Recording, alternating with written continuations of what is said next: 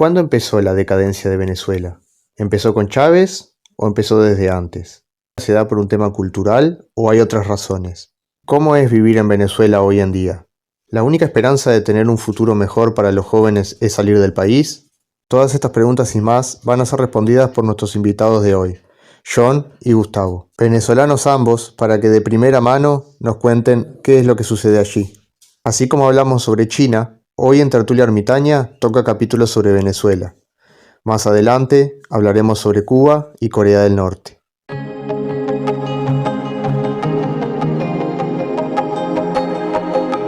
John, Gustavo, un placer para nosotros tenerlos de nuevo acá. Queríamos hacer un programa sobre Venezuela porque lamentablemente es un país del que se habla mucho, no por nada lindo, sino por la situación política y económica que están viviendo, ¿verdad? Me gustaría empezar desde el principio y preguntarte a vos, Gustavo, que has vivido toda la vida en Venezuela, ¿cómo era Venezuela antes de Chávez? Muy buena pregunta porque antes de llegar la revolución chavista o la revolución bolivariana, porque así la llamaba Chávez, es decir, antes de 1998, que Chávez llegó en 98, hubo una socialdemocracia que duró aproximadamente 40 años. Una socialdemocracia que está llena de corrupción, de todos los males del Estado que te puedas imaginar, y que desde que empezó aproximadamente en el 58 hasta el 98, año tras año, yo nací en los 70, año tras año iba a empeorar. Era básicamente dos partidos políticos que se intercambiaban el poder, 5 años uno, 5 años el otro, pero todo eso cada año iba empeorando la situación porque cada año, cada partido iba ofreciendo más planes sociales, que no hay dinero para pagar esos planes sociales, y iba creciendo el Estado clientelar, el poder a su vez del Estado iba aumentando la pobreza, la gente quería más, la iban mal acostumbrando, ¿no? Cada año, y hasta que llega el año 98, y ¿qué pasa en el 98? Pues el país está casi quebrado, y entonces llega Chávez con el discurso, todo es culpa con todas las mentiras, ¿no? O sea, eran medias verdades y muchas mentiras, y por supuesto mucha ignorancia era parte del imperio gringo, y parte del imperio español, parte de los empresarios venezolanos, y parte de la gente blanca, pues, que Chávez era extremadamente racista con la gente blanca, etcétera, etcétera, etcétera. Siempre ha habido un discurso extremadamente socialista a través de las universidades públicas y privadas, y a través de la educación superior, a través de los medios de comunicación. Todos fueron cómplices por acción y por omisión, pero más por acción, para crear este estado de bienestar que era en realidad el bienestar de los políticos que estaban en el poder, ¿no? y de sus amigos, pues, muchos empresarios. Porque la corrupción no empezó con Chávez. Antes había igual, pero en cámara lenta. Entonces, ¿qué pasa? Todo ese sistema, ese engranaje que uno lo llama el sistema socialdemócrata occidental, así yo lo digo mucho por las redes sociales, pues se iba cada vez degenerando, y la gente que le han lavado pues la mente, le han hecho creer que su pobreza es por culpa de otros y no por culpa del sistema, del cual ellos los legitiman y los fortalecen. Entonces dijeron, sí, es verdad, los malos son fulano y fulano, si cambiamos de actores, seremos otra vez un país rico. Entonces eso fue lo que hizo básicamente, ¿sabes? Aprovechó todos esos males de la socialdemocracia, le hizo creer que él los iba a poder corregir, pero con mala intención. Él sabía lo que hacía y llegó al poder. Eso es más o menos, me puedo haber olvidado muchas cosas, lo que ocurrió antes del 98.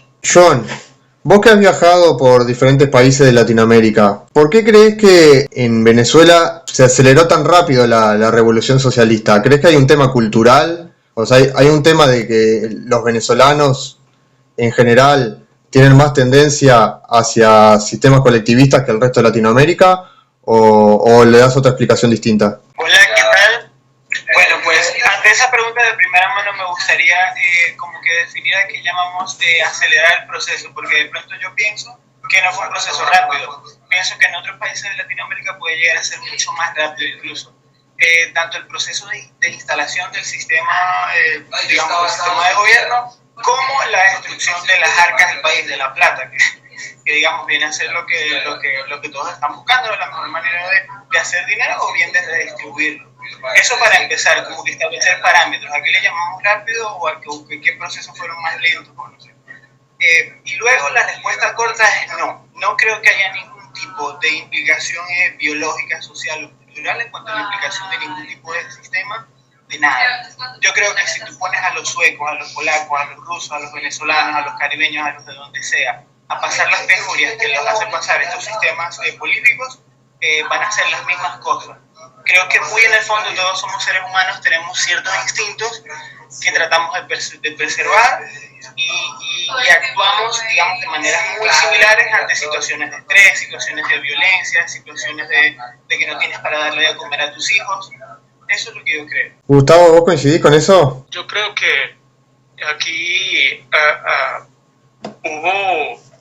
sí hubo un deliberado lavado cerebral. Pues yo tengo algunos libros y los mismos políticos venezolanos dicen, mira, a nosotros no nos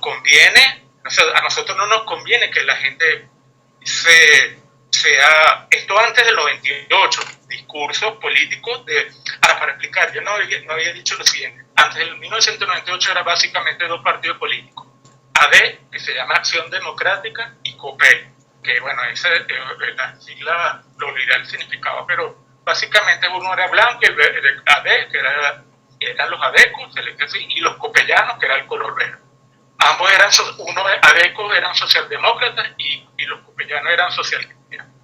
Pero yo tengo un discurso, un libro que tengo en la biblioteca, donde ellos dicen, mira, nosotros fíjate, es público diciendo, nosotros no nos conviene que la gente se independice económicamente porque después no nos van a necesitar. Así de descarado era.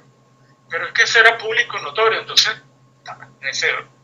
yo no tengo las pruebas, pero estoy convencido de que las universidades, ellos habrán influido tanto en las universidades como en los medios de comunicación, en tratar de crear profesionales defensores del Estado socialdemócrata. Claro, y todo eso va empeorando, y porque es como un círculo vicioso y tiene que llegar Chávez o cualquier otro al poder. O sea, Chávez pudo haber llegado a cualquier otra persona, pero se hubiera comportado igual que Chávez. Estoy muy de acuerdo en lo que él manifiesta, me parece que eso es 100% así, pero que lo que yo quería decir es que el proceso primero que no sé si fue lento, o sea, yo no lo llamaría lento o rápido, y luego que no creo que haya una tendencia biológica ni cultural hacia el socialismo. Creo que se instala mediante lavado de cerebro, como mediante dice el amigo.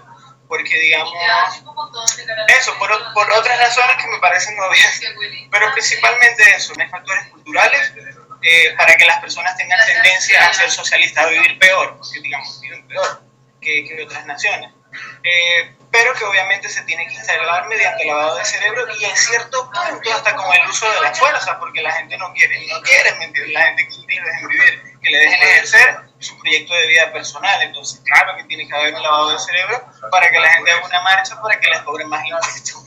¿Cuáles fueron las primeras medidas de Chávez que iniciaron con este proceso de revolución bolivariana, como le llaman, ¿no? Lo recuerdo bien.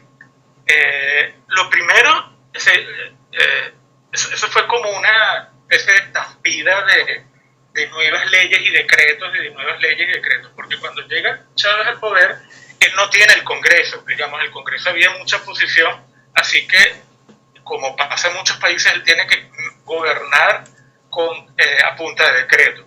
Pero una de las primeras cosas, todo es manipulado y con mentiras, fue crear lo que llaman la constituyente. Eso fue lo primero que él hizo casi que a los 2-3 días de Chávez tomar el poder.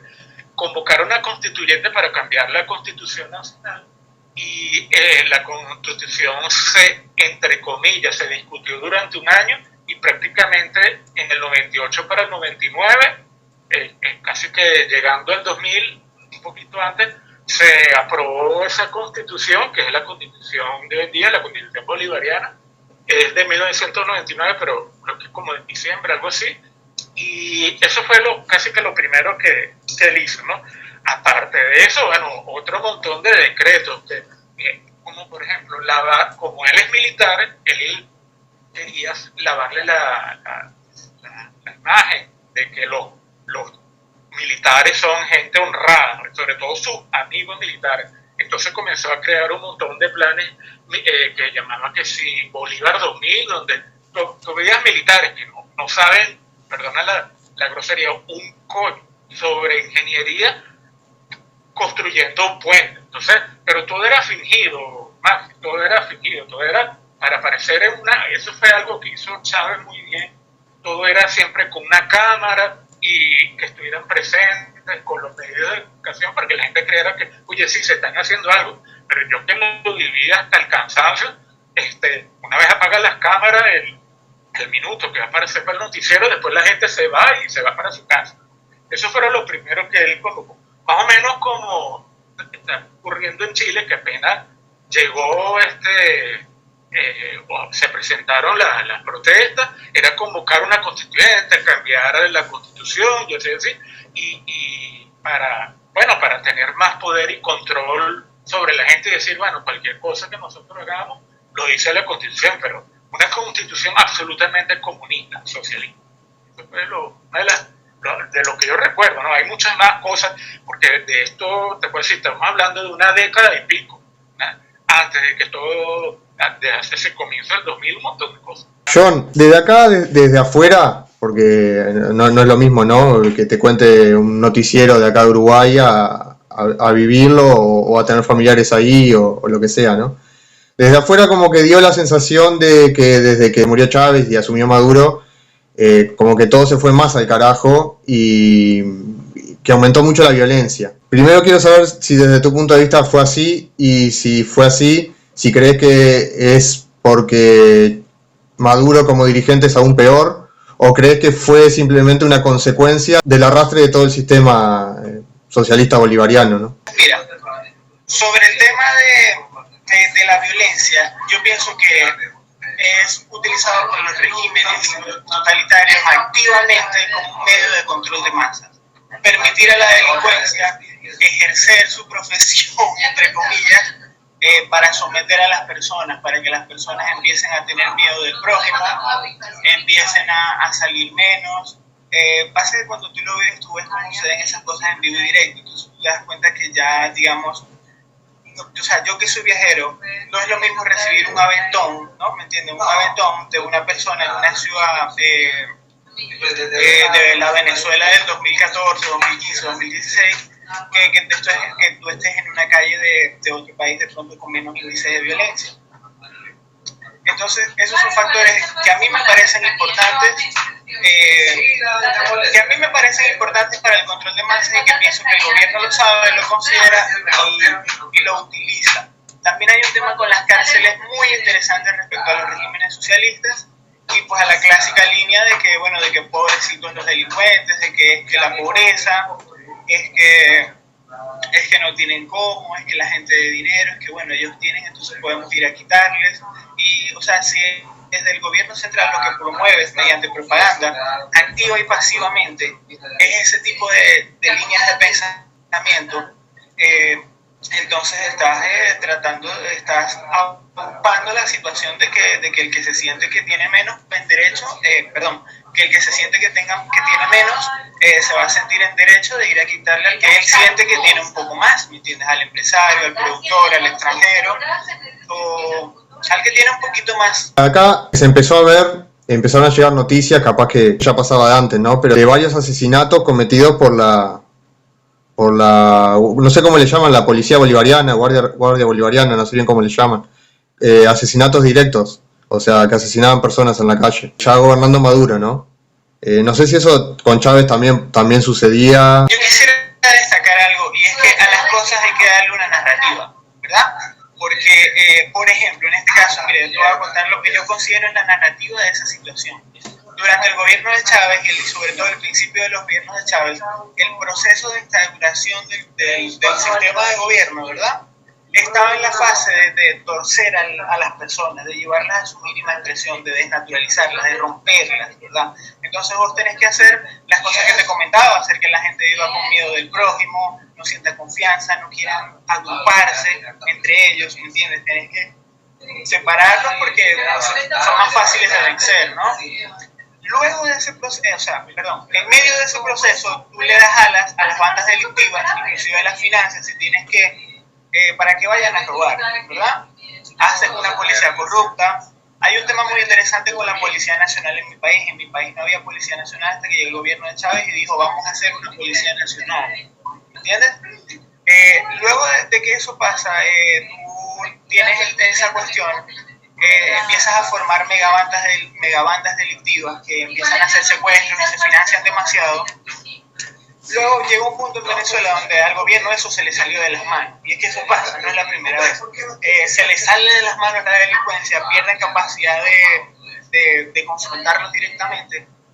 Ojo, debo decir que todo esto es una opinión, pero está basada en hechos empíricos. Habrán visto algunos acá videos sobre las situaciones de los enfrentamientos entre bandas delictivas y factores de los cuerpos policiales.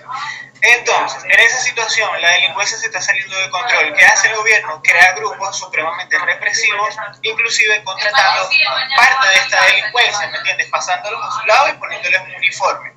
Llega a esa situación, tienen que acabar con los que hay que acabar porque se están empoderando, se están financiando por internet, ¿me entiendes? Están haciendo cosas extrañas y tienes que acabarlos, entonces vas y los acabas y ya tienes al pueblo sometido. Esa es la narrativa que yo veo, no solo en esta situación de Venezuela, sino en muchas otras. John tiene razón, ¿no?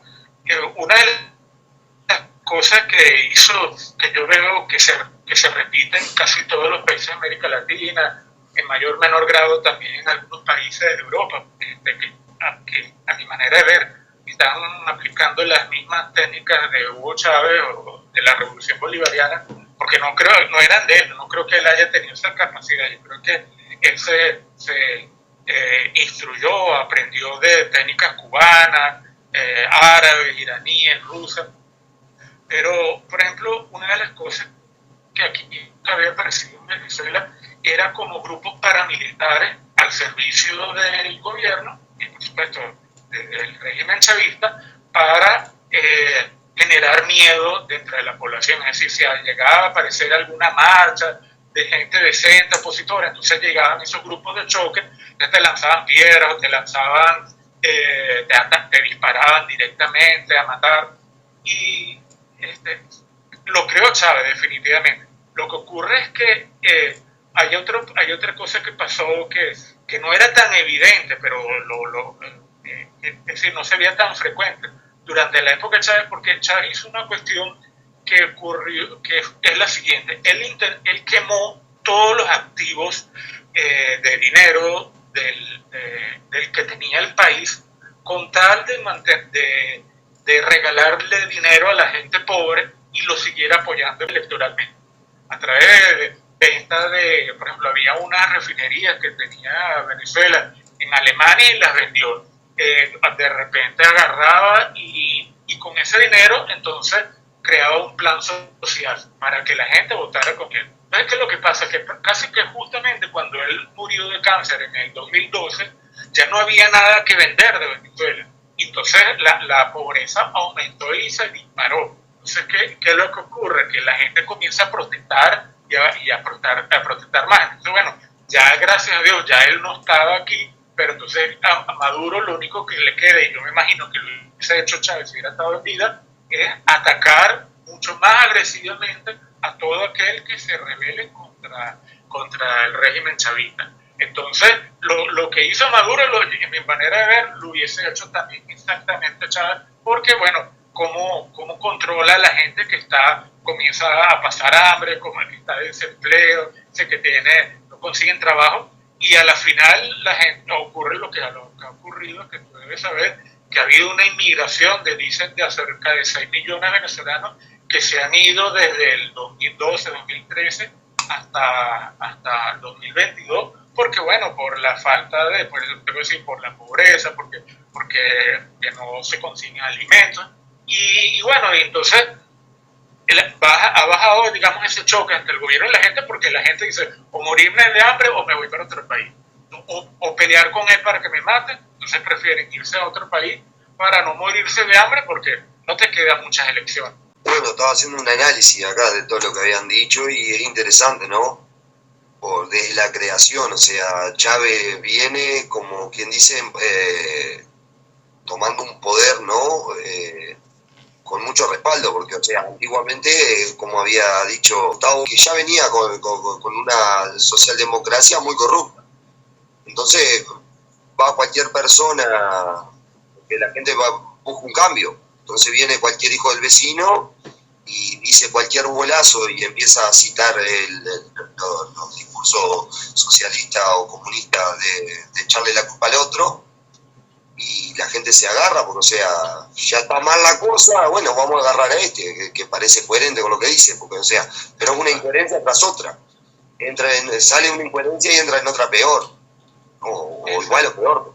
Entonces, tipo, sí, el caldo de cultivo estaba para que el comunismo naciera como nació en todos lados. O sea, es el error de la oposición, ¿no? El menor de los males es el que se equivoca, que después que está en comunismo ve que el menor de los males es el otro, pero no deja de ser malo. Por algo votaste la izquierda, ¿no?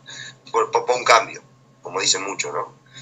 Y después el modus operandi es obvio, o sea, el lavado de cerebro, tipo de adoctrinamiento de la base, después el uso de la fuerza para aquellos que no, los viejos que ya conocen lo que había antes y lo que hay ahora, pero el final siempre es el mismo, es o sea, someter y hacer que la gente pierda la libertad.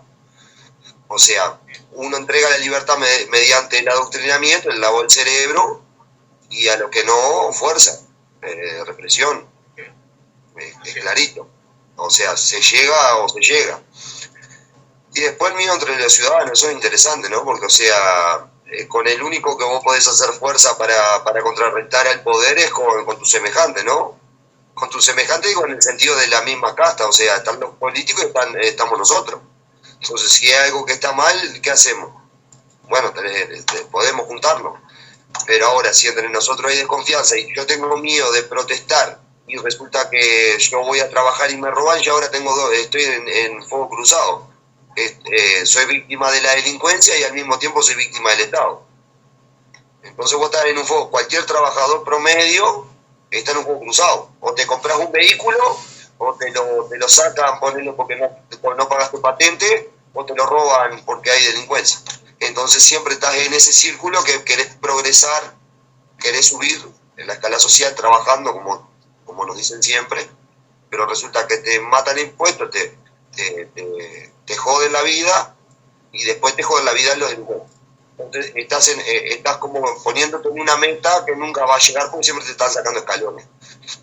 Entonces el progreso como que es difícil y claro, es frustrante. Lógicamente la inmigración es la mayor salida, ¿no? O quedarse a pelear, pero será que vale la pena. Y mi pregunta, quería hacer una pregunta, porque tipo, desde este lado, acá, ¿no? De los paraísos latinoamericanos que no existe Venezuela, por ejemplo, la izquierda que nosotros tenemos, ¿no? Que nada que ver con la que hay en Venezuela, siempre recitan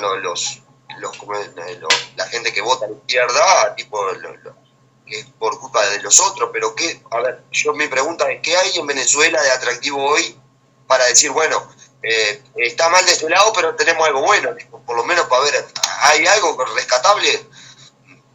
Digo, para no ver tanto negativismo, digo, ¿hay algo rescatable, digo, en Venezuela? No. Bueno, si quieres, yo soy de verdad pesimista y sobre ese tema. Yo creo que Venezuela tiene, los venezolanos, sea que están fuera de Venezuela o los que están dentro, tienen que aprender a punta de golpes, a punta de sangre y dolor. Porque fíjate algo que es muy curioso para que tú solo tengas con esto, creo que lo vas a entender bien. Todavía venezolanos que se han ido fuera de Venezuela siguen apoyando partidos políticos de izquierda en el país donde están. Por ejemplo, en España apoyan al PSOE, en Chile apoyaban la nueva constitución o a Boris, en Estados Unidos apoyan a Biden, por decirte algo. O sea, te puedes imaginar que qué mal estamos nosotros, que todavía no hemos entendido qué es lo que nos ha pasado, no hemos aprendido nada de estos 24 años, no aprendimos nada de la socialdemocracia, no, y mientras sigamos así, esto no hay futuro. Esto que tú me veas a mí hablando de narcocapitalismo y de estos temas liberales por las redes sociales, te voy a decir, yo soy como el 0,001% de millones de venezolanos. Es decir, yo trato de hablar de estos temas con las personas, pero prácticamente la gente me ve a mí como un fenómeno, como si estuviera hablando de física nuclear. Entonces yo trato de no hablar de tanto de temas anarcocapitalistas, sino de hacerle ver a la gente cómo el sistema nos esclaviza y nos domina y nos controla, para que poco a poco la gente entienda que es el sistema socialdemócrata lo que nos ha hecho la vida imposible. Pero aquí en Venezuela ahorita en este territorio, mira, mi manera de ver, todo está más o menos igual. La gente que quiere que venga otro Mesías, estilo Chávez, cambia a Maduro y se mantenga el mismo sistema que nos hizo la vida imposible, y manteniendo ese mismo sistema vamos a ser un país rico, lo cual es un absurdo. Entonces, no hay nada, en mi manera de ver, todavía no hemos llegado a ese punto de inflexión en cuanto a la manera de pensar para que haya un cambio. Tienen que pasar de verdad unas más generaciones y que la gente entienda que lo que hemos hecho ha estado mal para rescatar algo y tal vez construir un país diferente. Eso es lo que pienso. Se dice que hay gente que está volviendo, aunque creo que no son muchos. Creo que es medio exagerada la prensa a veces. Sí. Eso es mentira. Exagerada la prensa, no te creas. No, sí, mira, eso es muy interesante porque, bueno, hay una frase ahí de un señor con mucho pelo que dice: dato mata relato. Entonces, si tú miras la cantidad de venezolanos que se devuelven y los que entran, no vas a encontrar ninguna manera de maquillar eso. O sea, es un absurdo pensar que las cosas continúan igual. Me parece que hubo una gran campaña mediática de parte del gobierno de Maduro para un lavado de cara y tal, junto con muchos artistas y un tema. Y bueno, y una vez que tú dejas esa semilla en la cabeza de la gente, es como que hay gente que simplemente no le interesa informar, no le interesa saber cómo están las cosas, y es complicado, porque ya ahí entra el tema de la pedagogía y de que a la gente le pasan las cosas en la vida y no entiende qué les está pasando, no entiende qué están viviendo, no entienden un proceso inflacionario, que es una vaina que descubrieron hace... Entonces eso es complicado. A ver, a la pregunta, cosas rescatables de Venezuela hoy en día. Bueno, debo decir que yo tengo varios años fuera de mi país, pero tengo mucha familia allá que nunca salieron, bueno, y muchos amigos obviamente. Cosas rescatables de Venezuela hoy día, los venezolanos y no todos. Puedo decir, porque digamos, siento que ya a estas alturas como que la diáspora venezolana está mostrando una mejor cara y se están viendo mejor las caras hoy día. Entonces me parece que destacar una cosa como del país se me hace complicado. La verdad no veo ninguna tampoco, algunos podrían decir que es económico, sobre todo si trabajas por internet, pero me parece que no tanto. Me parece que hay lugares más chéveres, más económicos, como viajero que soy, como persona que también trabaja por internet. La verdad, y que te arriesgas a muchas cosas, porque es que también es difícil comprender la forma de vivir de esa manera, o sea, que se te vaya la luz muchas veces al día, que los servicios fallen, insumos médicos escasos y costosos, es muy diferente. Y es que la manera de vivir, o sea, de ciudad a ciudad cambia. Imagínate en estos temas que son tan extremos, o sea, la situación por la que ha pasado mi país es una situación extrema, es una situación que es difícil de comprender para la gente que solo conoce las 5 cuadras donde nació. Eso es muy duro, y la pedagogía me parece muy chévere que la señale allí el amigo, porque es muy importante. La gente tiene que comprender qué coño es lo que están viviendo y qué pueden hacer para... Gustavo, vos que vivís en Venezuela actualmente, ¿cómo es el tema de la alimentación de las personas, ¿no? Porque a veces yo he visto algunos videos que la verdad que te dan ganas de ponerte a llorar. La gente a veces come, está al día para la comida, tiene lo básico, de repente comen una papa, y yo, por ejemplo, antes cuando empecé a investigar todos estos temas, ¿no? Me llamaba la atención en Cuba, que también más adelante vamos a tener que hacer un video sobre Cuba. Yo decía, pero qué raro, con tanta pobreza que hay y tanta falta de alimentación, ¿por qué hay tanta gente gorda? Pensaba yo, ¿no? Y después escuché a un cubano hablando de que eso pasaba porque a veces no tenían más para comer que pan con azúcar. O sea, lo que comían era pan con azúcar y eso era lo que, claro, comían mal, se alimentaban mal, entonces estaban obesos. Pero no es que estaban bien alimentados, al contrario. ¿Cómo ves ese tema en Venezuela hoy? Bueno, eso ha sido uno de los asuntos más delicados acá y que es lo que creo que yo más ha provocado la diáspora. Durante Chávez, como te dije, hubo una regaladera de dinero para que la gente estuviera mal alimentada, como tú estás diciendo. O sea, básicamente todos los precios estaban regulados y muy por debajo del costo para que la gente los pudiera comprar. Pero eso es que generaba, pues, que muchas empresas, si no quebraran porque no podían pagar el costo de mantener el costo si estaban vendiendo a pérdida. Y entonces cada vez había menos productos alimenticios para la gente y llegaba un punto en que la gente no tenía con qué comer y de verdad tú veías personas que de la noche a la mañana bajaban 10, 15 kilos porque no hay prácticamente ni cantidad de alimentos ni dinero para poderlos comprar, era extremadamente caro. Entonces, sí, por supuesto, eso la gente comenzó a comer. Yo, gracias a Dios, no llegué a ese punto, pero sí llegué a un punto donde durante 2 años no comí ni una sola vez carne, así como lo estoy escuchando. Durante 2 años no comí ni un bistec, ni carne molida, creo que ustedes dicen carne picada, no sé, ni pollo, ni pescado, ni nada. No tenía dinero para comprar ni siquiera charcutería durante 2 años. Yo estaba trabajando en la administración pública y no me alcanzaba el dinero para nada. Pero mucha gente, pues, tenía que, y todavía sigue ocurriendo, busca, pues, comida a través de la basura, ¿no? Lo que ocurre es que llega ya un momento en que la gente dice, bueno, o morirse de hambre, que muchas personas morían de hambre literalmente mueran de hambre por inanición, o mejor irse a pie de Venezuela a Colombia y buscar fortuna en cualquier otro país, que es lo que sigue ocurriendo todavía.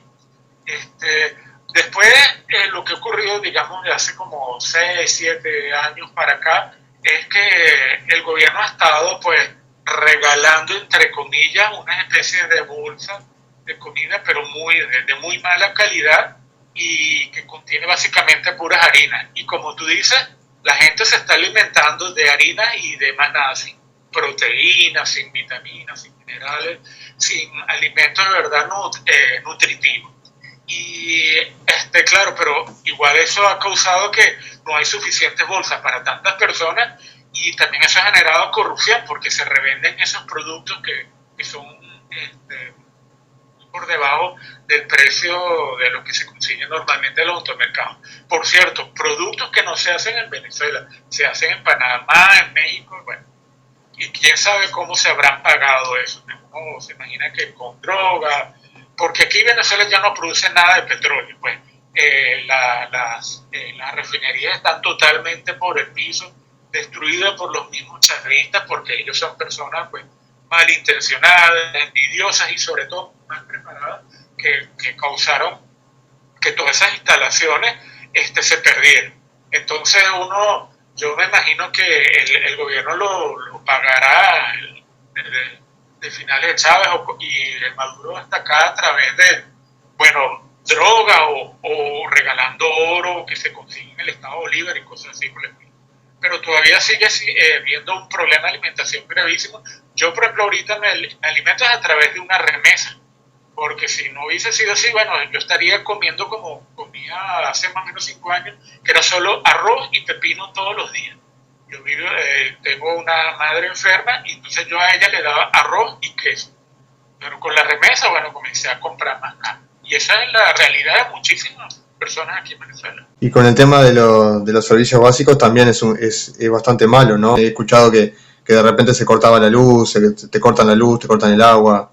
¿Es así? Exacto, ¿no? Sabes que hay una cuestión que la ciudad más grande de Venezuela son dos, una que se llama Maracaibo y Caracas, que es la capital. Entonces, lo que ha hecho o sea, la tiranía de Maduro, pero para resumir, el gobierno de Maduro es tratar la capital como si fuese la tacita de plata. A la capital envían toda la electricidad, todo el agua posible. ¿Por qué? Porque, bueno, ahí hay como 5 millones de personas. Entonces, si él está aquí en la misma capital, él está evitando de que esas 5 millones de personas que las tienen alrededor se rebelen contra él, que son 5 millones de personas pobres. Por supuesto, aquí ya no existe la clase media, solo existe dos clases, la clase chavista, que uno le suele decir enchufados, que uno los ve con esas camionetas último modelo importadas, porque ya aquí no se ensambla ningún tipo de vehículo, y la gran mayoría de todos los venezolanos que, bueno, vivimos en la pobreza con lo que teníamos antes de que llegara Chávez y Maduro, que uno lo cuida, pero cada vez se va, pues, empeorando la situación. Entonces, sí, por ejemplo, en el interior del país es donde hay mayor cantidad de apagones de luz, falta de servicios de agua, de luz. Ellos son los que peor viven de todo Venezuela. Y que lo que está ocurriendo es una gran migración o a la capital o directamente se van de Venezuela porque simplemente no hay trabajo y no se puede vivir, ni estudiar, ni trabajar pues, de una manera normal. Hoy estaba viendo un video medio para estar al tanto de la actualidad, de lo que pasaba en Venezuela. Decían que el gobierno de Maduro ataca a las ONG. O sea que como que ellos quieren centralizar todo tipo de ayuda. Les molesta que haya ONGs. ¿Es así? Considero que sí. Considero que sí es así porque cuando se acaba el dinero de la venta petrolera, ¿no? Que eso es también un tema muy importante dentro de la narrativa de la historia contemporánea del país, ¿no? El tema de toda esa plata que le entró a Chávez con los petrodólares y que luego, bueno, por X, el país no tiene dinero, necesita como levantar plata y entonces ellos tratan de escarbar dinero de donde se pueda para poder robárselo. Y conocemos la vieja frase de que el que parte y reparte le toca la mayor parte. Y bueno, nuevamente remitiéndome siempre a cosas que sucedieron, nada más hay que ver con lo que pasó con el dinero que dio la USAID para Venezuela, el dinero que sacaron de ese concierto estúpido que hicieron con Roger Waters, me parece, y Juanes y todos esos artistas que cojean por el pie izquierdo. Y también el dinero, por ejemplo, bueno, el dinero que se robó la oposición, esa oposición, que, o sea, Juan Guaidó y sus secuaces se hicieron de un montón de dinero que... Recuerdo que una vez vi una noticia y había una foto de las cosas que le estaban dando con las ayudas humanitarias, no recuerdo exactamente qué ayuda humanitaria, pero es que ahí donde están los temas, uno tiene que mirar profundamente las cosas y hacer seguimiento de la situación. Y vi una imagen donde salían las personas recibiendo las ayudas estas humanitarias y a la gente le estaban dando literalmente en Caracas unos botellones de agua vacíos y unas pastillas para potabilizar el agua. O sea, le estaban dando un bote de mierda, me disculpen la palabra, un bote de mierda y unas pastillas para que fueran a tomar agua sucia, con la millonada de plata que se hicieron esas personas. Pero es que eso es lo que pasa siempre con las ONGs. Entonces ellos, de pronto no es que el gobierno las ataque, sino que quieren administrarlas ellos, pues entonces no quieren que nadie ande pasando plata ahí y sobre todo recabando datos, tomando fotografías y cosas que no les son convenientes a modo de propaganda, pues totalmente. Y debo decir, por ejemplo, que es un caso totalmente diferente a, por ejemplo, la actitud de Bolsonaro frente a las ONGs. Oye, ustedes amasan su dinero y dicen que hacen cosas por los niños con los pies descalzos de donde sea y se roban todo ese dinero y nadie les puede decir nada porque ustedes son una ONG. Ustedes vienen y lavan dinero y ustedes son una ONG y nadie les puede decir nada. Entonces son actitudes diferentes frente a una situación de pronto igual, pues, porque es la actitud de los gobiernos frente a las ONGs. Cuando Chávez empezó a regalar planes sociales, eso fue en la época dorada, cuando el barril estaba a $100 o más, que vendía muchísimo, ¿no? Antes de que el mayor comprador de petróleo era Estados Unidos, que siempre fue, ¿no? Que fue ahí cuando Chávez, cuando cae Maduro, fue cuando Trump, si no me equivoco, le dice, bueno, las refinerías que tenés acá en Estados Unidos y las ¿cómo se llama? Y cosas en donde repostaban combustible. Llévatelo nomás, andate, ya que somos malos, volate. Y ahí Venezuela decayó. Y cayó el precio del crudo también y todo, y ahí se hundió. Y no pudo como sostener el tema de cómo va a regalar plata va después. No tenés más nada. ¿Qué más? Hasta había hecho en Latinoamérica con muchos países de izquierda, por ejemplo, intercambiaba por petróleo cualquier cosa, ¿no? Acá en Uruguay pasó, ¿no? Que PDVSA estaba metida por todos lados en Latinoamérica, o sea, todo lo que era izquierda estaba PDVSA. Y quería saber el índice del hambre en Venezuela, cómo sería el tema de extrema pobreza, un número o algo como para saber. Los datos pueden ser que estén manipulados, lógicamente, ¿no? Pero más o menos para tener ahí está la vista, o sea que la gente está en la miseria total. Te lo voy a poner así, ahorita Caracas es una ciudad fantasma, vacía, y a su vez es un gran geriátrico, porque tú lo que consigues es una gran población de la tercera edad que ha decidido no irse de Venezuela, pues dijeron, bueno, ya yo viví lo que tenía que vivir, ya yo no me voy a dar mala vida en otro país, porque, bueno, ¿cuánto me quedarán de vida? 10, 15 años. Entonces la gente, pues las personas de la tercera edad deciden quedarse en Venezuela, pero la gran mayoría de las personas jóvenes como yo tratan de conseguirse un futuro porque, bueno, le quedarán todavía 50 años de vida, por lo menos, ¿no? En cuanto a los números exactos de pobreza, yo no lo sé, pero yo sí creo que debe estar, mira, yo te lo voy a decir por mí. Yo al mes manejaba aproximadamente $5 al mes para sobrevivir. Saca tú la cuenta. Ahora que yo recibo una remesa, bueno, es mucho más, ¿no? Pero con lo que yo recibía con mi sueldo de la administración pública y con la jubilación de mi madre, yo no llegaba ni a $6, algo así por el estilo. Y con eso, como te digo, yo compraba era solo arroz, vegetales, un poco de queso para sobrevivir. Y eso pasaba aquí con la gran mayoría de las personas que yo veía, ¿no? Yo creo que la pobreza debe estar es decir, si vamos a poner que la pobreza es que una persona maneja $10 al mes, debe estar cerca, de mi opinión, del 90% de las personas. La cuenta es clara, o sea, vos, por ejemplo, trabajando en una administración pública y con la jubilación de tu madre, llegabas a $6.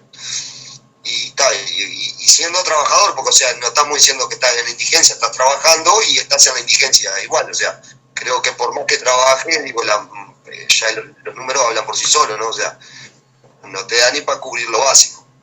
O sea, era más o menos para saber, pero está a la vista, o sea, trabajando ganas $6 mensuales y con una jubilación arriba son $6, entonces ya está, olvídate. Reventando lo máximo $10, el que está mejor, pero también la tiene que estaría escarbar por ahí para buscar más. Y ahora lo otro es el tema entendemos también el tema de la migración, ¿no? Que la inmigración se fue mucha gente joven que veía que que estaba en contra del gobierno, ¿no? Y quedó, la gente vieja, porque claro, entendible, o sea, ya está, me resigné, no tengo la energía como para retomar, o sea, una nueva vida, o sea, mi vida ya está, es esto. Que quedó en las manos de otro la vida, ¿no?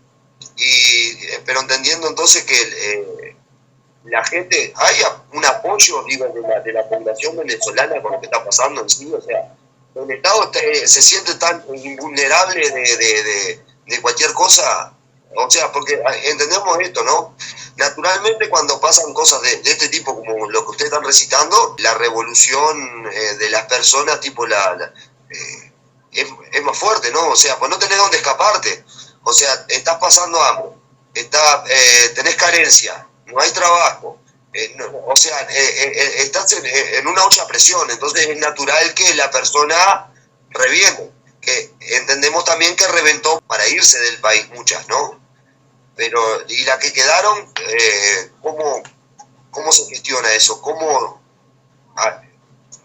Yo no lo puedo entender, si me pueden explicar. Bueno, fíjate, no, claro, lo que está ocurriendo, por ejemplo, de la población que se ha quedado acá, es que ha ocurrido un síndrome de Estocolmo a la enésima potencia. O sea, la gente se ha resignado a morir así, que no puede, que no encuentra qué camino, qué rumbo tomar, porque hay una cuestión que no hemos tratado, y es que la oposición política venezolana siempre ha sido, desde la época, es decir, de hace 24 años, aliada del régimen chavista, solo que fingían que eran opositores. ¿Por qué? Porque, bueno, fingen que son opositores y entonces ellos reciben debajo de la mesa un cheque, un petrodólares del gobierno Chávez y luego de Maduro. Pero siempre fueron aliados. Entonces la gente, yo lo descubrí hace muchísimos años, pero la gente no lo creyó, no lo aceptó. Entonces llega un momento además de que el régimen chavista nos ha empobrecido tanto, nos ha hecho tanto daño, y que no hay una sola persona pues de la oposición que tenga rabo de paja, como aquí decimos, es decir, que no tenga una culpa también en mantener y fortalecer todo lo que nos ha pasado. Entonces, lo que ha ocurrido es eso, pues una resignación total, y la gente, bueno, básicamente se echa a morir, y que no hace absolutamente más nada. Trata de mantener su vida, pero yo lo que yo he observado es una total pues hipocresía, porque la gente te dice en la calle, hola, ¿cómo estás? Y entonces yo les pregunto, y la gente te sonríe y dice que bien, pero es imposible, nadie puede estar bien. A mí, en cambio, cuando me preguntan cómo estás, yo siempre digo regular o mal, porque es mentira que voy a decir que estoy bien. Entonces yo así lo digo porque no lo siento así. Entonces es una situación tan asombrosa como logran lavar el cerebro a la gente de hacerle creer que responde, de que te sientes bien, cuando uno es la persona más miserable del planeta. Bueno, muy interesante, ¿no? Como sentirse la persona más miserable del planeta. Imagínate cómo te ponen estas ideas, estos cambios novedosos en los sistemas novedosos. Bueno, mira, respecto a si tiene algún apoyo, yo pienso que la propaganda es muy fuerte, y la propaganda lleva muchos años. O sea, imagínate, yo tengo 27 años, y cuando Chávez entró al poder, ¿no? Yo tenía 2 años, perdón. Entonces es complicado de comprender principalmente eso, pero simplemente hay gente que no consigue otra manera de vivir, y que les han dicho tanto que eso es culpa de los españoles que nos saquearon hace 500 años, que la gente termina por creérselo un poco, ¿me entiendes? Y no han visto nada más, ¿me entiendes?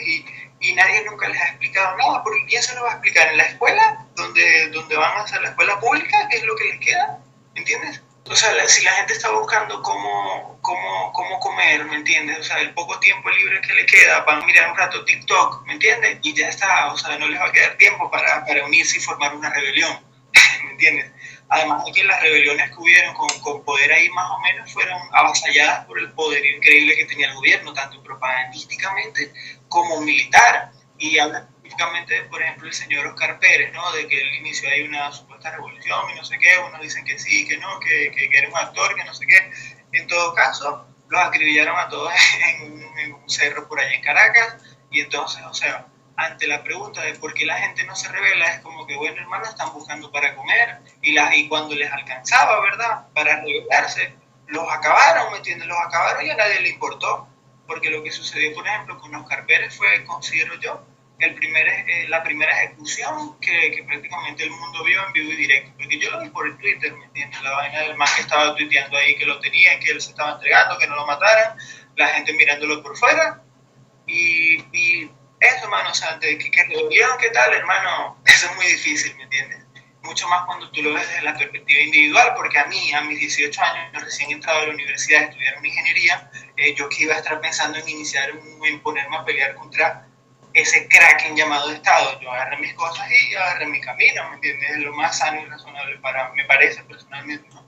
Para todos, porque la patria es un invento y porque mi pedacito de tierra no vale mi vida, hermano, para nada, y hay un mundo muy grande. Eso lo digo específicamente porque, bueno, son opiniones que no me resultan agradables, eso de que no, bueno, la gente no quiso luchar por su país y tal, y no, hombre, claro que no quisieron vivir su vida. Entendiendo también el tema de la propaganda y eso, humillaron al ser humano a la mínima presión, como habías citado vos en un ejemplo, o sea, le sacaron hasta la dignidad, no hay nada para hacer y la persona el tiempo que tiene para buscar, para rebuscarse, o sea, no tienen tiempo para cuestionarse el entorno ni nada. Y yo digo el tema no de revolución, porque a veces la revolución no pasa por defender la patria, sino porque están oprimidas, o sea, pasa naturalmente, ¿no? O sea, te reprimen hasta que un día la olla explota por cualquier cosa, pero tipo tal, suerte para aquellos que se fueron y lástima para los que se quedaron, ¿no? Es que esa olla explota muchas veces y simplemente le dan un montón de piñas y la vuelven a cerrar. O sea, nosotros tuvimos protestas estudiantiles muy fuertes y hubieron muchos muertos, y hubo gente torturada, y eso está recogido ahí en unos papeles que tienen unas firmas importantes, ¿me entiendes? Pero, ¿qué vas a hacer? A nadie le importa, ¿me entiendes? Si tú eres un muchacho estudiante como lo era yo, y tú ves que de pronto a un amigo estaba en la marcha, lo agarraron, lo metieron preso, y 2 años después de que se lo llevaron de la marcha, le metieron 27 años por agavillamiento y rebelión, ¿qué vas a estar protestando, hermano? Tú vas a buscar tu vida.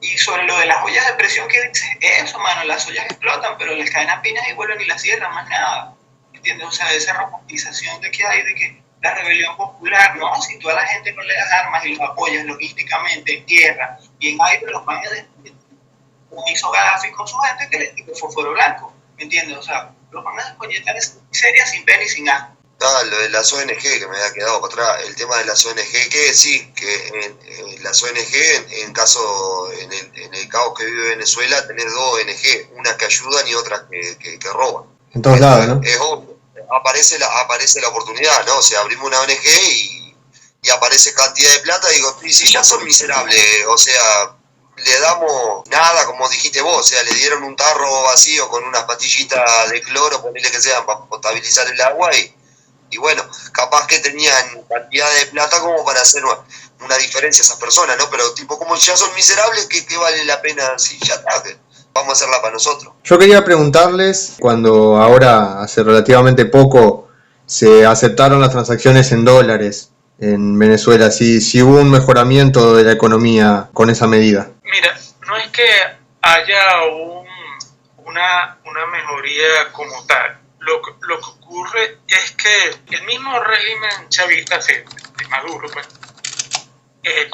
permitió que como no se puede, el gobierno chavista no puede, tú sabes que tiene unas sanciones, tanto europeas y estadounidenses, le prohíben que hagan, a través del gobierno venezolano, puedan comprar y vender productos de distintos tipos para o sea, como que en nombre de Venezuela. Pueden comprar alimentos, pero de otro tipo, tal vez como, no sé si llamarlo bancario o financiero, no puede usar el gobierno, no puede usar esos recursos internacionales. Entonces, ¿qué es lo que está pasando? Que mucho del dinero que obtenía el régimen de Maduro a través de venta de drogas, porque así, venta de drogas, y venta de oro, por ejemplo, y diamantes a través del Estado Bolívar, no pueden recibirlo directamente a través de los bancos internacionales. Entonces, lo que hacen es recibir el dinero, podemos decirlo, a través de otros mecanismos, y como no lo pueden depositar en ningún banco internacional, lo invierten acá en Venezuela. Entonces, como una especie de lavar dinero, básicamente, es lavar dinero. Entonces, a través de todo ese dinero que se está como circulando, que es un dinero sucio básicamente, uno puede creer que está como que la economía mejorando, pero en realidad es una forma de darle, pues, digamos, circulación a ese dinero sucio de ellos, lavarlo y mezclarlo también con el dinero que la gente recibe a través de la remesa. Pero no es mentira que aquí hubo ningún tipo de mejoría. Todo sigue habiendo una gran escasez de productos, y para la persona que no recibe ningún tipo de remesa, no puede, bueno, no pasa hambre y todo tipo digamos, de problemas, porque no con el sueldo de un funcionario público o de las pocas empresas privadas que hay, no alcanza para pagar los altos costos de los alimentos de Venezuela. Y te voy a decir algo, hace poco vino un familiar de Estados Unidos a visitar a mi mamá y me dijo que aquí el precio de la gran mayoría de todos los productos de alimentos o cualquier cosa es el doble y el triple de lo que cuesta cualquier cosa en Estados Unidos. Eso es para que tú tengan una idea. O sea, nosotros ganando muchísimo dinero, o sea, cualquier sueldo de cualquier funcionario público o empleado en una empresa privada, tiene que pagar el doble o el triple de lo que cuesta cualquier otro producto aquí, pero comparado con en Estados Unidos. Eso es para que tú tengas una idea. Y eso, imagínate, o sea, ¿quién puede pagarse eso, no? Igualito yo tengo, o sea, yo tengo lo que yo recibo, por ejemplo, en el caso de la remesa, compro muy poquitas cosas, y es para, bueno, ya no estoy como antes, que estaba casi que en la indigencia. Ahora puedo algunos alimentos, poco de algunos otros alimentos, pero la gran mayoría de los venezolanos no reciben remesas. Bueno, hay personas que sí, ¿no? Pero entonces no ha mejorado, mentira. Y algo que ustedes decían hace rato, ha habido una gran campaña a nivel internacional para hacerle creer, donde han participado, por supuesto, gobiernos de izquierda, de Europa, de Estados Unidos y de América Latina, para hacer creerles que Venezuela está mejorando, de que se están regresando los venezolanos, de que ahora pueden comprar cosas, cuando es mentira. Porque, bueno, porque no lo estoy viviendo, es simplemente una gran campaña para lavarle la imagen al régimen chavista. El lavado de cara en realidad fue porque Estados Unidos fue tan hipócrita que fue a comprarle petróleo a Venezuela de vuelta, entonces le abrió los bancos pero básicamente es un lavado de cara para Estados Unidos, para que Estados Unidos, los que apoyan a Estados Unidos, los que se hacen los economistas bárbaros y se arrodillan para Estados Unidos, que vean, a ver, que estaban bien de acuerdo con que, ay, bien, a Venezuela lo bloquearon porque son malos, no sé qué, mirá los malos, en realidad no son malos, son intereses. Entonces, básicamente bajando un poco el polvo para que no hablen mal de Venezuela, porque hablar mal de Venezuela está hablando mal de Estados Unidos también, porque, o sea, ahí salta una hipocresía moral bárbara, que al principio Estados Unidos tuvo una postura contra Venezuela, y resulta que como ahora las papas están calientes, con las sanciones hacia Rusia, el valor, la escasez que hay de combustible y eso, ¿no? Se necesitan a Venezuela e Irán también. Entonces, sí, es básicamente un lavado de cara para que el tío Sam no quede como malo, ¿viste? Para que vean que, bueno, gracias al tío Sam las cosas se están mejorando en Venezuela. Pero en realidad sigue siendo todo mal, creo yo. Sí, totalmente de acuerdo con lo que acabas de decir. Pero también está la Unión Europea, muchos países europeos, muchos países de Latinoamérica, y en resumen, la ONU misma. La ONU misma ha sido cómplice de lavarle la imagen a Maduro. Es más, hace poco hicieron una especie de votación, tú sabes, esas típicas que ellos hacen en la ONU, diciendo que las sanciones que ha impuesto el gobierno de Maduro ha generado más pobreza. Falso, mentira. Eso ha sido las políticas colectivistas que ha defendido la ONU, la Unión Europea y todos los países de Occidente, que ningún político de este mundo tiene, perdóname la grosería, las bolas de decirlo públicamente, porque ni Bolsonaro lo dice, ni Vox lo dice, ni siquiera Trump lo dice. Porque si ellos son tan capitalistas, tan liberales, porque no dicen que ese sistema que en el caso venezolano se ha acelerado y de una manera muy intensa, lo que ha generado la pobreza? Porque así como a nosotros nos genera una gran pobreza, también ha generado gran pobreza, y todos los problemas que se están dando en Europa con la energía, en toda América Latina, lo que está pasando en el sudeste de Estados Unidos, es el sistema. Pero ningún país, menos la ONU, que recibe dinero a través de los impuestos de todos los países, va a hablar mal de sí misma, ¿no? O sea, va a morder como dice el perro, va a morder la mano que le da de comer. Todos son una cosa hipócrita, tienes toda la razón. Aquí vienen los estadounidenses, los europeos, a hacer negocios con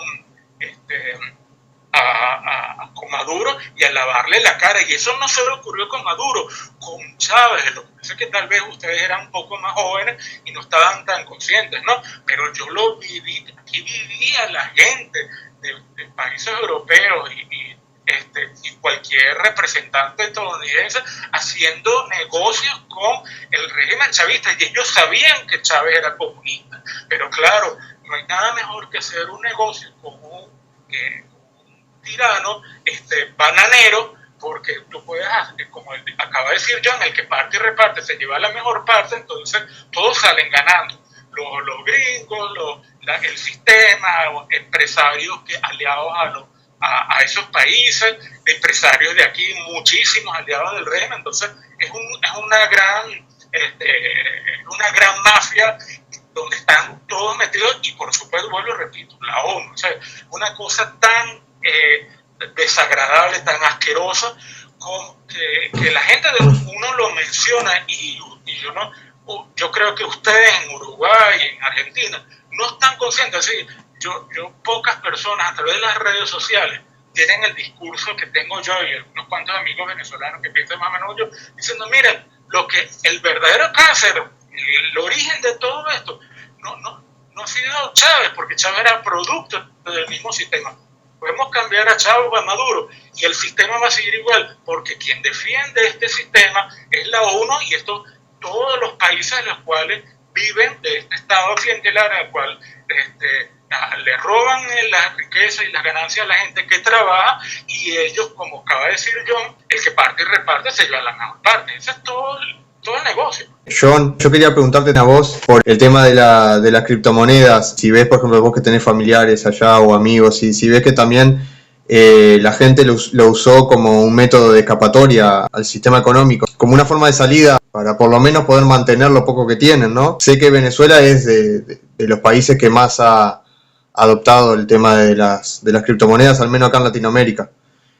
¿Cómo lo ves vos eso? ¿La gente lo ha utilizado como una salida? Sí, me parece que sí, sobre todo en los tiempos de la hiperinflación, ¿no? Que ya no es hiperinflación, sino que ahora es mega inflación porque es un poco más bajo. Pero todo el monetario, la impresión de dinero a diestra y siniestra, las personas recurrieron a diferentes métodos como criptomonedas para resguardar el valor de su patrimonio. También de cosas como PayPal, y pasa que todo esto pasaba a lo largo de años. Entonces en un principio, por ejemplo, mucha gente utilizó PayPal, pero PayPal empezó a dar problemas, sobre todo con la gente que eran freelancers, que trabajaban por internet, porque PayPal tiene sus políticas ahí respecto a a todo. Y pues eso los llevó a buscar un mejor servicio, y pues paulatinamente fue llegando mucha gente a las criptomonedas en búsqueda de resguardar su valor, generar dinero por internet también, bien sea haciendo trading o jugando videojuegos de estos de play to earn, jugar para ganar cosas y para ganar criptomonedas, pues, que tienen un valor en el mercado. También respecto al tema de las remesas, hay muchas personas que envían remesas, yo incluido, a sus familiares, y utilizan bien sea como pasarela de pago o como método único en las criptomonedas. Entonces sí, bueno, la adopción lo refleja. De la misma manera en la que en Argentina también subieron los índices de adopción de criptomonedas, cuando empezaron a sufrir más fuertemente su proceso hiperinflacionario o inflacionario, o como sea que lo llamen, porque ahora todo es un tema de retórica y de cómo llaman las cosas. Además, vos podés hacer una transferencia de criptomonedas a un familiar tuyo y el gobierno ni se entera. Yo no sé si en Venezuela, cuando vos le envías, por ejemplo, por PayPal o por cualquier otro método, si el gobierno te saca una comisión de ahí, de dólares, por ejemplo. Eso es un detalle muy interesante, porque también en determinado momento, cuando el gobierno se quedó sin dinero y tal, ellos quisieron, mismo caso de Cuba, quieren acuñar de todos lados. Y entonces las remesas son una buena fuente de dinero, debido a que ya hoy día la diáspora venezolana está bien establecida en los lugares donde llegó, tienen sus trabajos, sus empleos, inclusive sus negocios, pueden enviar más dinero a los familiares, y entonces ellos quieren acuñar de ese dinero. Y respecto al tema de la mejoría de Venezuela, esos factores también influyen, ¿me entiendes? Por ejemplo, el amigo mejoró su economía respecto a las remesas, ¿no? Cuando empezaron a llegar remesas, o más remesas, así mucha gente.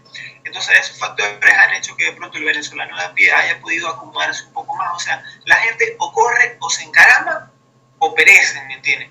Entonces la gente busca la manera.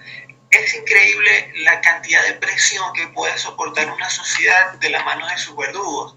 Y es increíble la capacidad que tiene el humano de acomodarse y de ver cómo subsiste, ¿me entiendes? Entonces ellos buscan la manera y en su búsqueda pues han encontrado un buen aliado en las criptomonedas, en todo ese universo, por muchas ventajas, como que el gobierno no mete sus manos por allí. Entonces da igual si tú eres un perseguido político, por ejemplo, tú puedes de pronto hacer noticias ahí por estas cosas novedosas que hay con las criptomonedas, que son todas descentralizadas y tal. Entonces sí he visto mucha adopción ahí, y es que las criptos empiezan a ser utilizadas allá donde son necesarias. Una gente que no vive hiperinflación, que no conoce eso, no ve tanta necesidad de controlar su dinero, ¿me entiendes? Ya uno que vivió cosas, pues uno busca lo que les gusta. Le voy a hacer la misma pregunta final a los dos. John, ¿qué salida ves vos al sistema actual? ¿La única salida que ves es irse del país o ves otra posible salida? Una salida personal es irte del país. O sea, si tú eres una persona joven que naciste en Venezuela, tú lo que tienes es que ir buscando vías, o sea, porque personalmente no habrá gente que te diga que en Venezuela sí se puede sobresalir y todo el tema, pero a mi parecer siempre tienes que aliarte, a estas alturas tienes que aliarte con la mano pelúa del Estado para tu poder que te vaya mejor. O sea, tienes que colgarte de ahí porque siempre, o sea, hoy día ellos manejan todo. Entonces eso de que tú vas a emprender y con mucho trabajo y tal y cual, y vas a, digamos, avanzar socialmente y económicamente y hacer una vida normal, yo lo veo difícil. Entonces para el joven personalmente la salida de esa tiranía es por la frontera. Ahora, el país, ¿cómo puede salir de esa situación? Pues yo pienso que actualmente no queda otra sino el uso de la fuerza, porque ya estamos en un punto que hubo un tiempo donde muchos decían que ya estábamos llegando a un punto que no había vuelta atrás, o sea, nadie los iba a sacar. Y con la mega lavada de cara que le dan las elecciones, con estos candidatos que tienen ahora de supuestamente oposición, que si fueron los mismos siempre, ahora volvieron un montón de dinosaurios de la política de antes, porque ahora que ya el gobierno no los persigue y tal, ya pueden ejercer sus cargos y ganan, porque ahora hacen elecciones y todo, hacen elecciones y todo, no de ahora, pero hacen elecciones y todo. Entonces, con esas mega lavadas de cara, ¿quién se va a tirar el lío de hacer eso? O sea, ¿y por qué? Si la gente que se está muriendo de hambre por allá, ¿a quién le importa? ¿Me entiendes? O sea, ¿qué país va a tirarse ese lío y por qué? Entonces no hay ningún incentivo para nadie para salir de ese régimen, ¿me entiendes? O sea, y estamos ante una situación de que todo está corroído, o sea, y es como ustedes dicen, es un Kraken, o sea, no importa la personificación, no importa Chávez, no importa Maduro, no importa Díaz Cabello, no importa si ponen una mujer negra que habla con los dinosaurios, no importa, ¿me entiendes? Es algo demasiado complicado y sistemático y son muchos años. Y pues salida personal por la frontera del país, o sea, el uso de la fuerza. Fíjate, lo que yo creo que el futuro de Venezuela a mediano y a largo plazo es el mismo de Cuba o de la antigua URSS, sobre todo el de la URSS, es decir, pasar, no sé, 60, 70 años, 80, y tarde o temprano el país implosionará, y bueno, y sobre esa, y sobre lo que quede, bueno, quién sabe qué va a surgir, ¿no? Pero nosotros apenas llevamos 24 años y Venezuela es como una piñata actualmente, de donde todavía quedan muchísimos recursos naturales, ni hablar de petróleo que se puede explotar para mantener a 100.000 de estos chavistas que son los delincuentes. Es decir, a ellos no les importa que los 24 millones que queden de habitantes se terminen yendo con tal que ellos, esos 100.000 chavistas que son los que manejan, tienen las armas entre las Fuerzas Armadas y los políticos chavistas, bueno, se queden con el territorio y sigan regalando a precio de gallina flaca los recursos naturales a que sea uranio, oro, diamantes, a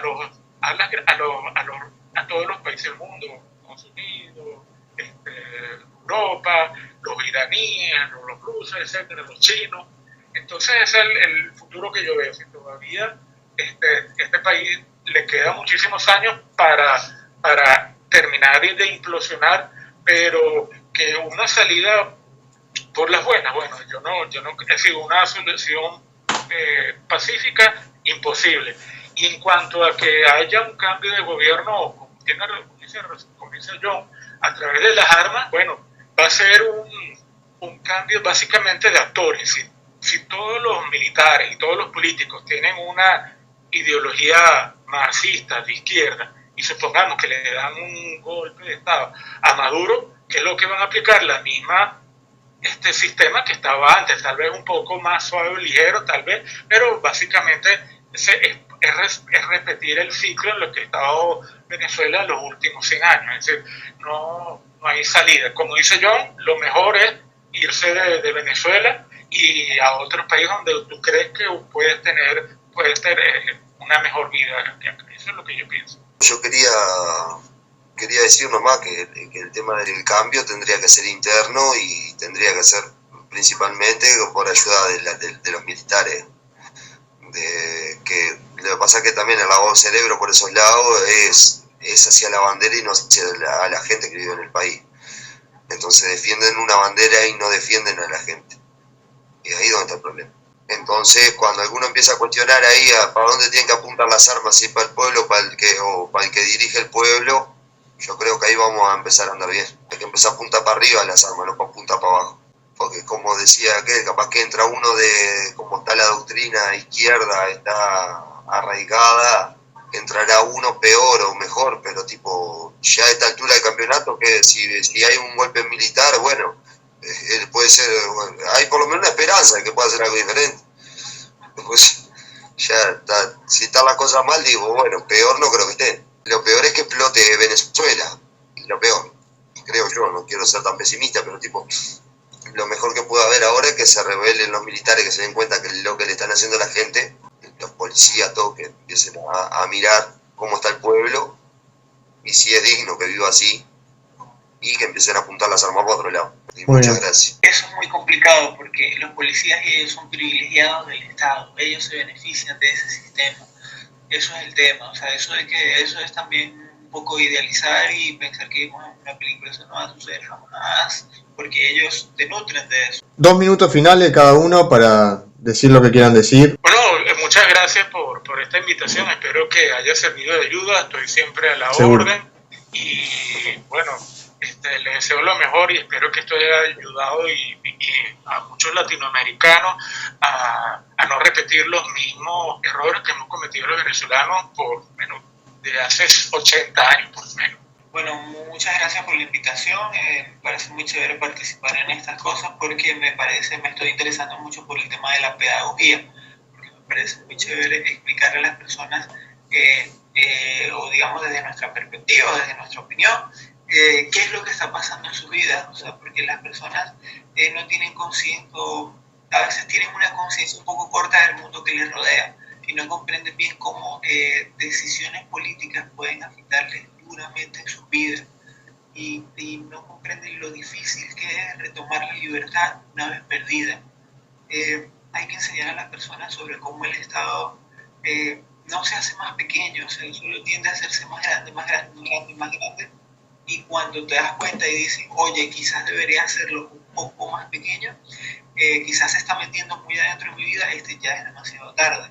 Y eso, que tomen un poco de conciencia y me parece muy chévere ahí hacer la pedagogía porque me parece que es el trabajo de hacer revolución desde las conciencias. Qué pena, una frase de Cancerbero, nunca habrá revolución sin evolución de conciencia. O sea, lo que hay que revolucionar es la conciencia, no nada de fregar al pro. Bueno, me encantó la charla, está muy bueno conocer las cosas de primera mano, de gente que lo vivió, de gente como Gustavo que vive ahí. John vivió ahí y tiene familiares ahí, tiene amigos ahí, lo vive por más que él no esté en el territorio, así que está muy bueno y quiero decirle a los dos muchísimas gracias por haber participado, por habernos contado las experiencias que han tenido y el conocimiento que ustedes tienen, que es mucho más que el que tenemos nosotros sobre el tema, por eso mismo, porque lo viven, estén ahí o no. Así que bueno, muchísimas gracias John, muchísimas gracias Gustavo, nos estamos viendo en el próximo video. Muchas gracias a todos. Chau, chau. Chao.